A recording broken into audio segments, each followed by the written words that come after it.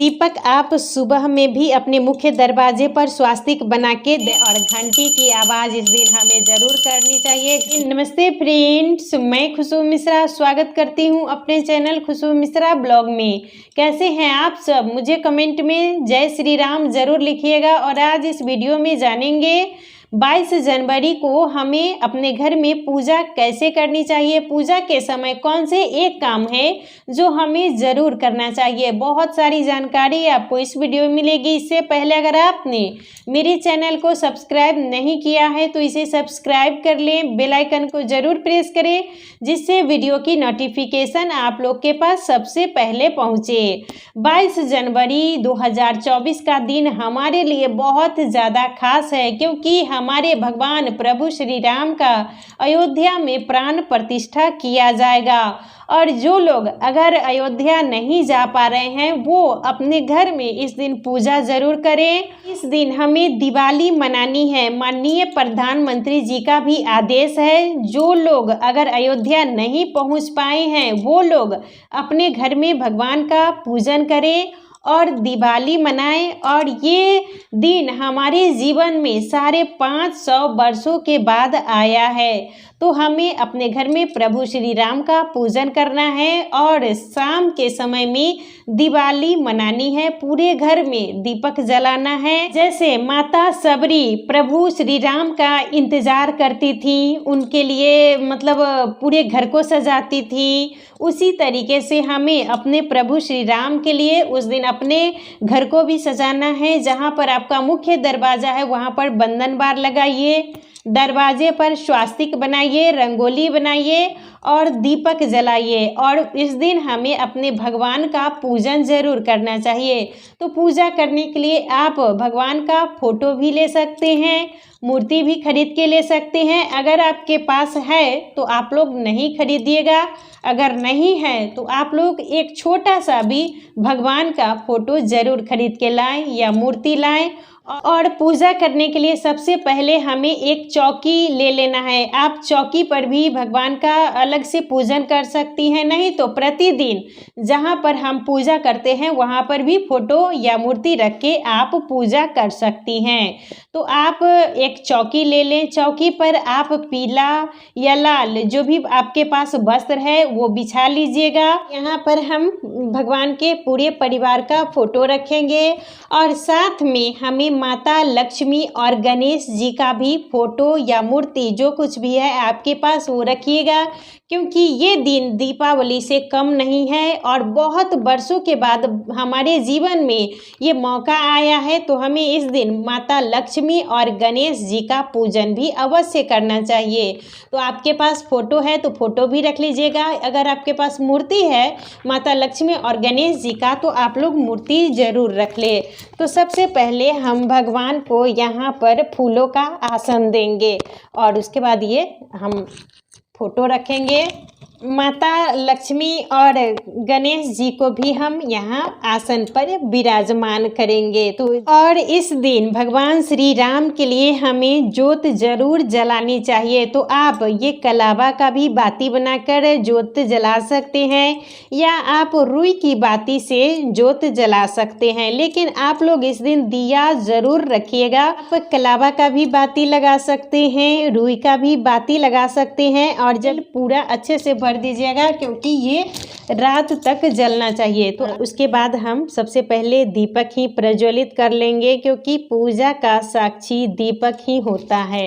और भगवान के इधर हम यहाँ पर सबसे पहले दीपक प्रज्वलित कर देंगे और दीपक में आप लोग तेल अच्छे से भर लीजिएगा। पहले हम दीपक प्रज्वलित करेंगे, उसके बाद हम भगवान का स्नान कराएंगे। तो गणेश जी का, माता लक्ष्मी का, प्रभु श्री राम पूरे परिवार का हमें स्नान कराना है। आपके पास अगर वस्त्र है तो आप भगवान को वस्त्र दे दीजिएगा, नहीं तो वस्त्र स्वरूप हम कलावा भी समर्पित कर सकते हैं। उसके बाद अब हम भगवान को टीका करेंगे। तो गणेश जी को भी हम पीला ये चंदन लगाएंगे। उसके बाद ये प्रभु राम को हम चंदन का टीका लगाएंगे।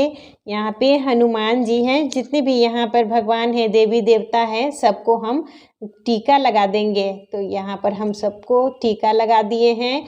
अब हम यहाँ पर रोली का भी टीका लगाएंगे। तो गणेश जी को भी हम टीका लगा देंगे, भगवान राम को भी हम रोली का भी टीका लगाएंगे, जी को भी रोली का टीका लगा देंगे। और उसके बाद अब हम माता लक्ष्मी को और माता सीता को सिंदूर लगाएंगे।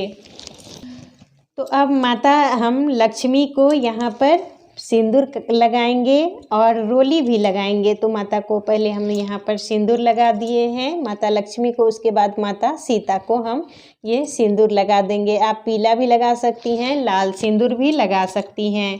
और उसके बाद अब हम माता को रोली का भी टीका लगा देंगे। और ये है अक्षत। तो भगवान के ऊपर हमें अक्षत का छिड़काव करना है, माता लक्ष्मी के ऊपर, और यहाँ पर फोटो के ऊपर भी हमें अक्षत चढ़ाना है। अब हम गणेश जी को ये फूल चढ़ा देंगे। माला हम भगवान को पहनाए हुए हैं, तो आप प्रभु श्री राम को माला भी पहना सकती हैं। माला आपके पास नहीं है तो आप सिर्फ फूल भी चढ़ा दीजिएगा। तो ये हम भगवान को फूल चढ़ा देंगे। और इसी तरीके से हमें प्रभु श्री राम का 22 जनवरी को पूजन करना है, और पूरी श्रद्धा से, भक्ति भाव से हमें भगवान का इस दिन पूजन करना है। और ये जो अयोध्या से हमारे घर में निमंत्रण कार्ड आया है, वो भी हमें अपने पूजा के समय ज़रूर रखना चाहिए। तो सबके घर में आया ही आया है, तो आप लोग पूजा जहाँ पर कीजिएगा तो ये निमंत्रण कार्ड भी भगवान के पास हमें रख देना है। और जब भी आपको समय मिले 22 जनवरी के बाद, तो आप लोग अयोध्या ज़रूर जाइएगा। और जो ये अक्षत है, ये पीला चावल अक्षत के रूप में सबके घर में बांटा गया है, तो वो भी हमें पूजन के समय यहाँ पर ज़रूर रखना चाहिए। और ये जनेऊ है, तो भगवान को इस दिन हमें जनेऊ ज़रूर समर्पित करना है। तो एक जनेऊ हम यहाँ पर गणेश जी को समर्पित कर देंगे, और ये जनेऊ एक यहाँ पर प्रभु श्री राम को हम समर्पित कर देंगे। तो आप अलग अलग भी कर सकते हैं, और आप एक जगह भी भगवान को जनेऊ समर्पित कर सकते हैं। उसके बाद अब हम भगवान को भोग लगाएंगे। तो गणेश जी को भोग लगाएंगे, और गणेश जी के भोग में कभी भी हमें तुलसी का पत्ता नहीं रखना चाहिए। इस बात का आप लोग विशेष ध्यान दीजिएगा। गणेश जी के लिए अलग भोग लगाइएगा, और प्रभु भगवान के लिए हमें अलग भोग लगाना है, क्योंकि हनुमान जी और प्रभु श्री राम बिना तुलसी के पत्ता का भोग स्वीकार नहीं करते हैं। तो जब भी आप भगवान को भोग लगाइएगा तो तुलसी का पत्ता जरूर रखिएगा। और एक पात्र में हमें जल भर के रखना है, और एक पात्र में आप गणेश जी के लिए यहाँ पर जल रख दीजिएगा। दोनों का अलग रखिएगा, क्योंकि भगवान प्रभु श्री राम बिना तुलसी के पत्ता का भोग स्वीकार नहीं करते हैं, और गणेश जी को तुलसी का पत्ता नहीं चढ़ाया जाता है। इस दिन आप लोग भगवान के पास अखंड दीपक एक तो जलाना ही है, और साथ में आप लोग 5 दीपक भी जरूर जलाइएगा। 5 अगर संभव नहीं हो तो कम से कम 2 दीपक भी प्रभु के पास हमें जलाना चाहिए, क्योंकि इस दिन को दीपावली के तरह हमें मनाना है। तो आप इस तरीके का डेकोरेशन किया भी दिया जला सकती हैं, नहीं तो इस तरीके से जो दिया आता है वो भी जला सकती हैं। 5 दीपक भी अपने घर में इस दिन जरूर जलाइएगा। इस दिन को हमें दीपावली के तरह ही मनाना है, तो आप दीपक ज़रूर जलाइएगा। और दीपक आप मतलब तिल के तेल का भी जला सकते हैं, घी है आपके पास तो घी का भी जलाइएगा, और सरसों का तेल हो तो उससे भी आप जला सकते हैं। इस दिन आप बंधन बार भी अपने दरवाजे पर जरूर लगाइएगा, स्वास्तिक बना लीजिएगा। आप दीपक आप सुबह में भी अपने मुख्य दरवाजे पर स्वास्तिक बना के दहलीज पूजन कर सकती हैं, और शाम के समय तो आपको अवश्य जलाना ही जलाना है। और पूजा आप लोग सुबह में भी कर सकते हैं, और चाहे तो आप शाम में भी कर सकते हैं, ये सब आपके ऊपर है। इसी तरीके से हमें भगवान को दीपक दिखाना है, गणेश जी को दीपक दिखाना है, है और घंटी की आवाज़ इस दिन हमें ज़रूर करनी चाहिए। घंटी की आवाज़ ज़रूर कीजिएगा, शंखनाद कीजिएगा और इसी तरीके से हमें भगवान प्रभु श्री राम का स्वागत करना है। तरीके से हमें पूरी श्रद्धा से, पूरी लगन से भगवान प्रभु श्री राम का स्वागत करना है और शंखनाद और घंटी की आवाज़ इस दिन अपने घर में ज़रूर कीजिएगा। ये बहुत ज़्यादा ही शुभ होता है।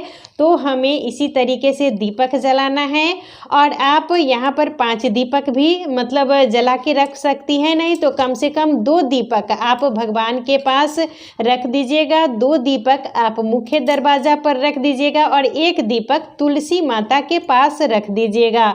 और आप चाहें तो 5 दीपक भगवान के पास जला सकती हैं और जो एक्स्ट्रा और दीपक है तो वो तुलसी माता के पास जलाइएगा और मुख्य दरवाजे पर जलाइएगा। और पूरा जहां आपका रूम है, घर का मुख्य द्वार है, तो सब जगह आपको दीपक इस दिन ज़रूर जलाना चाहिए और घंटी की आवाज़ ज़रूर इस दिन हमें करनी चाहिए। शंखनाद भी आप लोग इस दिन ज़रूर कीजिएगा। जितनी श्रद्धा हो उतनी पूरी हमें श्रद्धा से प्रभु श्री राम का पूजन करना है, दिवाली मनानी है, क्योंकि बहुत वर्षों के बाद हमारे जीवन में ये मौका आया है। और पूजा के अंत में आरती हमें ज़रूर करनी चाहिए, क्योंकि संपूर्ण पूजा आरती से ही मानी जाती है। तो घंटी की आवाज़ करते हुए हमें भगवान की आरती करनी चाहिए और आप प्रभु श्री राम का आरती कीजिएगा, हनुमान जी की आरती कीजिएगा और आप सुंदर कांड का भी इस दिन पाठ कर सकते हैं। रामायण है आपके घर में तो रामायण का पाठ भी आप लोग ज़रूर कीजिएगा। पूजा के अंत में हमें आचमन ज़रूर करना चाहिए। भगवान को आचमन 3 बार किया जाता है, तो आप 3 बार भी कर सकते हैं, 5 बार भी कर सकते हैं। पूजा के अंत में हमें भगवान से क्षमा ज़रूर मांग लेनी चाहिए। जो भी हमारी पूजा में कमी रह गई हो प्रभु हमें माफ़ कर दे और मेरी पूजा स्वीकार करे। पूजा के समय हमें इन्हीं सब नियमों का पालन ज़रूर करना चाहिए। और आप लोग इस अपने घर में उस दिन एक ये जो प्रभु श्री राम का इस तरीके से जो झंडा आता है, तो छोटा सा भी आप लोग अपने छत पर ज़रूर लगाइएगा। बहुत ज़्यादा ये अच्छा होता है। तो आप लोग और कुछ खरीदे या ना खरीदे, आप लोग एक झंडा ज़रूर खरीदिएगा और अपना जो मतलब छत है या मुख्य दरवाज़ा पर भी आप लगा सकते हैं। और आप लोग दीपक का अवश्य ध्यान रखिएगा। तेल अगर दीपक में कम हो जाएगा तो ऊपर से डाल दीजिएगा और देखभाल हमेशा दीपक की करते रहनी चाहिए। और रात भर हो सके तो आप लोग जलाइएगा, नहीं तो कम से कम 12 बजे रात तक भी आप लोग इस दिन दीपक ज़रूर जलने दीजिएगा। तो पूजा के समय हमें इन्हीं सब नियमों का पालन ज़रूर करना चाहिए और पूरे घर में आप लोग शाम के समय दीपक ज़रूर जलाइएगा। तो हमें इन्हीं सब नियमों का पालन ज़रूर करना चाहिए। तो आज का वीडियो यहीं तक था, फिर मिलूँगी एक नए वीडियो में। वीडियो अच्छा लगे तो इसे लाइक ज़रूर कीजिएगा, मेरे चैनल को सब्सक्राइब कीजिएगा। फिर मिलूँगी एक नए वीडियो में, तब तक के लिए नमस्कार, जय श्री राम।